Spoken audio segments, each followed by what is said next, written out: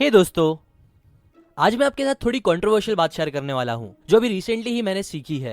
सो ये वीडियो मेरे normal video से थोड़ा हटके होगा, बट मुझे लगता है कि ये आपके साथ शेयर करना अच्छा ही है, क्योंकि आप में से बहुत से लोग मुझसे पूछते हैं कि हम out of the box thinking कैसे ला सकते हैं अपने अंदर।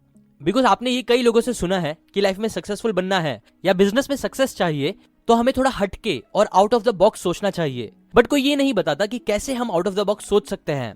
सो इसीलिए आज का मेरा ये वीडियो आपको वही out of the box thinking और नॉर्मल लोगों से थोड़ा हटके सोचने में हेल्प करेगा। कैसे? तो वेल, दो पॉइंट्स को समझने से। Number 1, challenge your beliefs. पहला, आपके करंट बिलीव्स और ओपिनियंस को चैलेंज करके, मतलब जो भी आप बिलीव करते हो, अगर आपको उसके कुछ अपोजिट पता चले तो उसे डायरेक्ट गलत बोलने के बजाय अगर आप उसके बारे में थोड़ा सोचोगे कि क्या ये सच में पॉसिबल है, तो ऐसा करने से आप आउट ऑफ द बॉक्स सोचने लगोगे। और सेकंड, ब्रॉड पर्सपेक्टिव्स लेके अलग अलग चीजों के बारे में। एग्जाम्पल देखो, यूजुअली होता ही है कि एक बच्चा स्कूल में जाता है तो वो कई सब्जेक्ट्स पढ़ता है अलग अलग फील्ड के, लेकिन कॉलेज में आके उसे साइंस, कॉमर्स, आर्ट्स या ऐसे कोई नैरो फील्ड चूज करनी पड़ती है, और फिर उसके बाद और फ्यूचर स्टडीज के लिए सब्जेक्ट्स और नैरो टॉपिक्स के बारे में होते जाते हैं धीरे धीरे, जिससे मैक्सिमम लोग किसी एक फील्ड में स्पेशलिस्ट बनते हैं, जो अच्छी बात है।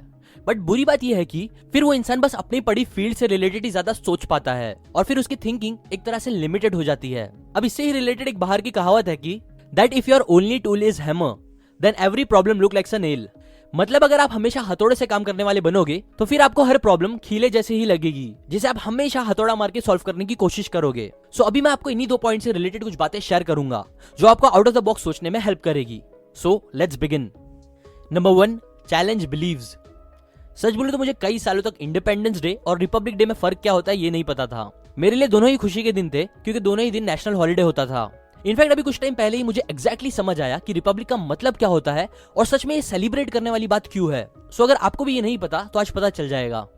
वेल, हुआ ये कि क्योंकि रिपब्लिक डे आ रहा था, इसीलिए मैं रिपब्लिक डेमोक्रेसी के बारे में बुक सर्च कर रहा था, जिससे मुझे कुछ ऐसी बातें सीखने मिली जिसने मुझे सच काफी सोच में डाल दिया, मेरे बिलीव्स को चैलेंज करते हुए।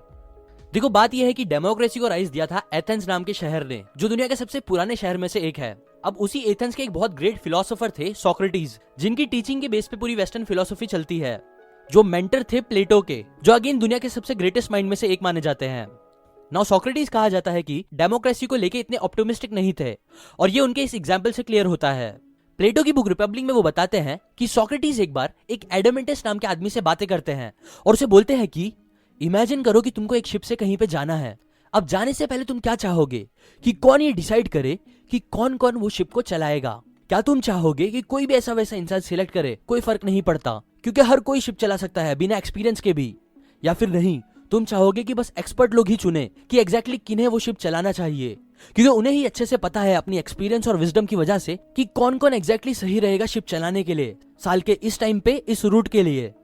ऑब्वियसली तुम चाहोगे कि एक्सपर्ट से डिसाइड करे कि कौन शिप चलाएगा, ताकि तुम सेफली अपने डेस्टिनेशन तक पहुंच पाओ, राइट?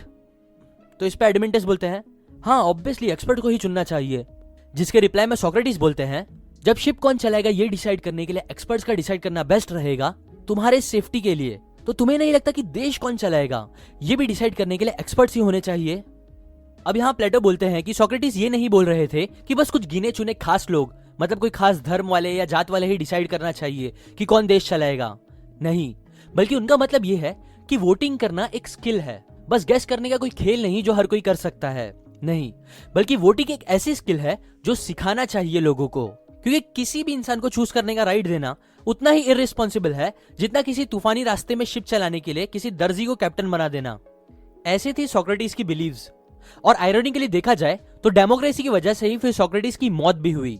हुआ ये कि कुछ लोगों ने सोक्रेटिस पे इल्जाम लगाया कि वो एथेंस के यूथ को बिगाड़ रहे हैं, जिसके लिए फिर एज अ डेमोक्रेसी 500 एथेनियंस की जूरी ने वोट किया, जिसका रिजल्ट ऐसा आया कि एक बहुत नैरो मार्जिन से, मतलब बस 4% मार्जिन से वोट उनके खिलाफ गया, और इसकी वजह से ही उन्हें मौत की सजा सुना दी गई। ये इंसिडेंट बहुत से लोगों के लिए कहा जाता है बहुत दुख वाली बात साबित हुई, बिकॉज सच सोक्रेटिस अपने टाइम के एक बहुत ग्रेट दिमाग वाले इंसान थे, और इन्हीं सब रीजंस की वजह से ही सोक्रेटिस और कई ग्रीक बहुत पहले से ही डेमोक्रेसी में विश्वास नहीं रखते थे, बिकॉज वो बोलते थे कि इससे एक और बहुत खतरनाक चीज पैदा होती है जिसे बोलते हैं डेमोगॉगरी। अब वो क्या होता है बताता हूं। देखो, एंशिएंट एथेंस पे कई बार लोगों को डेमोगॉग्स का सामना करना पड़ा था। एग्जाम्पल, एक बहुत अमीर मीठी मीठी बातें करने वाला आदमी था अल्सीबाइडस, जिसने लोगों को अपने झूठे वादे और मीठी मीठी बातें करके अपने फेवर में कर लिया था और वोट जीत के उनका लीडर बन गया था। जिसके बाद उसने लोगों के साथ बहुत बुरा किया। उसने लोगों से उनकी बेसिक फ्रीडम छीन ली और एथेंस को कई गलत वॉर्स में फंसा दिया। ऐसे ही सोक्रेटिस जानते थे कि कैसे लोग जो इलेक्शंस लड़ते हैं वो इजीली डेमोगॉग्स बनके लोगों को मैनिपुलेट कर सकते हैं, बस अपने फायदे के लिए और वोट जीतने के लिए। और वो ऐसे लोगों को मैनिपुलेट कर पाते थे क्योंकि वो लोगों के डिजायर्स के साथ खेलना जानते थे। मतलब वो लोगों को ऐसा बोलते थे कि बस आप लोग मुझे जिता दो, मैं आपके सारी प्रॉब्लम्स को खत्म कर दूंगा, एक्सेट्रा एक्सेट्रा।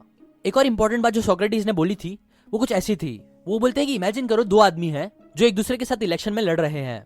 एक डॉक्टर की तरह है तो दूसरा मिठाई चॉकलेट बेचने वाला। तो अब मीठी चीजें बोलने वाला क्या करेगा कि वो लोगों को बोलेगा, देखो ये आदमी मतलब डॉक्टर कितना बुरा है, ये तुम्हें तकलीफ देता है, तुम्हें कड़वी दवाइयां खिलाता है और तुम्हें तुम्हारी मर्जी की चीजें करने नहीं देता, जबकि मैं तुम्हें अच्छी से अच्छी चीजें दूंगा बिना कोई रोक टोक। ना सोक्रेटिस बोलते हैं कि आप इमेजिन करो नॉर्मल लोग जिन्हें डॉक्टर और उसके इंटेंशंस के बारे में नहीं पता, उन्हें दोनों में से कौन ज्यादा पसंद आएगा? तुम्हें क्या लगता है डॉक्टर जैसा आदमी जब ये रिप्लाई करेगा कि मैं तुम्हारे अच्छे के लिए तुम्हें इतनी तकलीफ दे रहा हूं, तो क्या ये उन सिंपल लोगों को अच्छी लगेगी?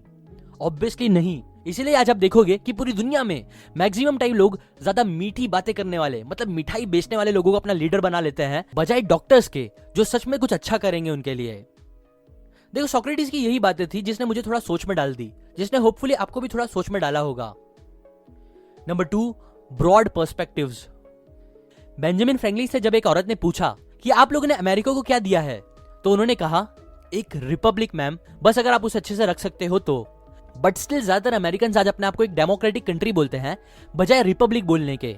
इवन इंडिया का यही हाल है, जबकि ये बहुत जरूरी है कि हम इन दोनों वर्ड्स के डिफरेंस को समझे।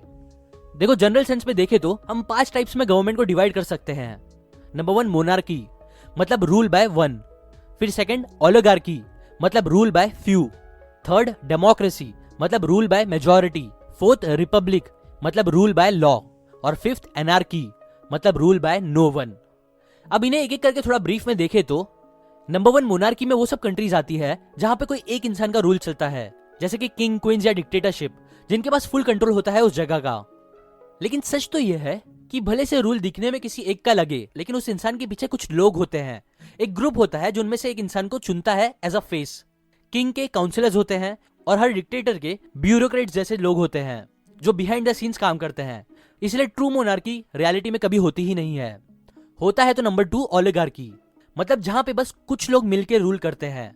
ये सबसे ज्यादा कॉमन टाइप का गवर्नमेंट है पूरी हिस्ट्री में। इवन आज भी कई जगह आपको लगता होगा कि कोई एक इंसान चला रहा है गवर्नमेंट या डेमोक्रेसी है कंट्री में, बट एक्चुअल में बस कुछ लोग ही होते हैं जो मैक्सिमम टाइप गवर्नमेंट चलाते हैं। कभी कुछ अमीर बिजनेसमैन तो कभी कोई इन्फ्लुएंसिंग ग्रुप। अब इससे हट के डायरेक्ट राइट एंड में आते हैं तो फिफ्थ आता है एनार्की, मतलब नो गवर्नमेंट। बिकॉज कई बार लोग जब देखते हैं तो उन्हें पता चलता है कि मैक्सिमम गलत काम जो करती है वो गवर्नमेंट ही करती है, तो कुछ लोग फिर सोचते हैं कि गवर्नमेंट ना होना ही बेस्ट होगा। बट ये भी सही नहीं होता, बिकॉज ऐसी जगह पे जहां पे गवर्नमेंट नहीं होती वहां लोग कभी भी कुछ भी कर सकते हैं।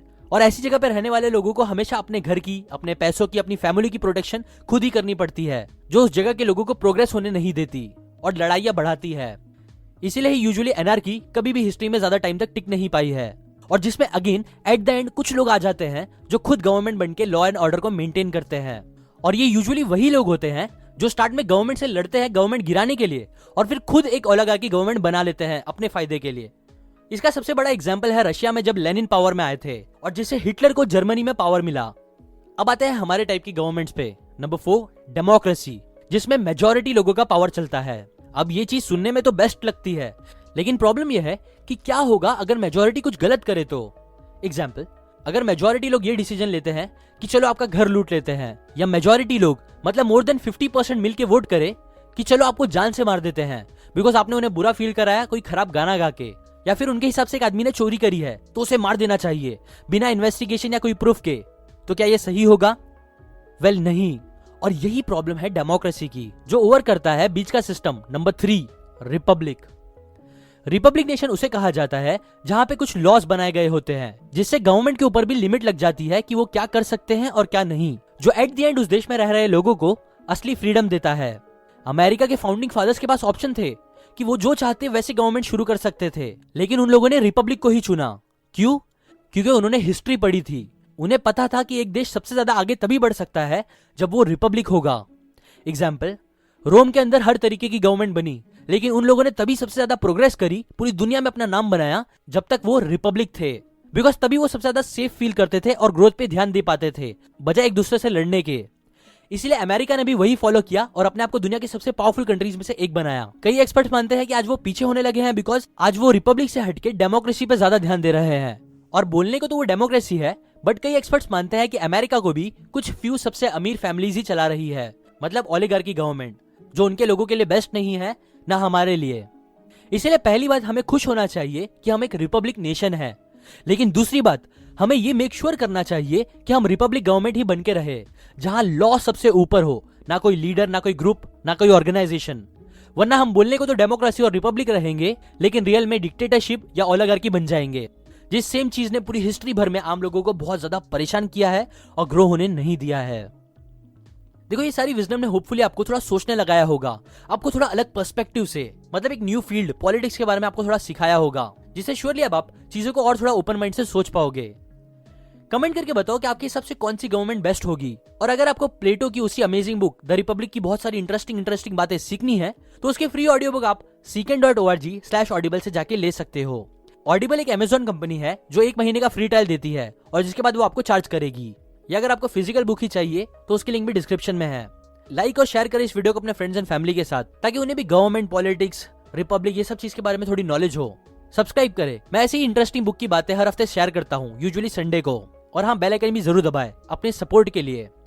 And finally, thanks for watching.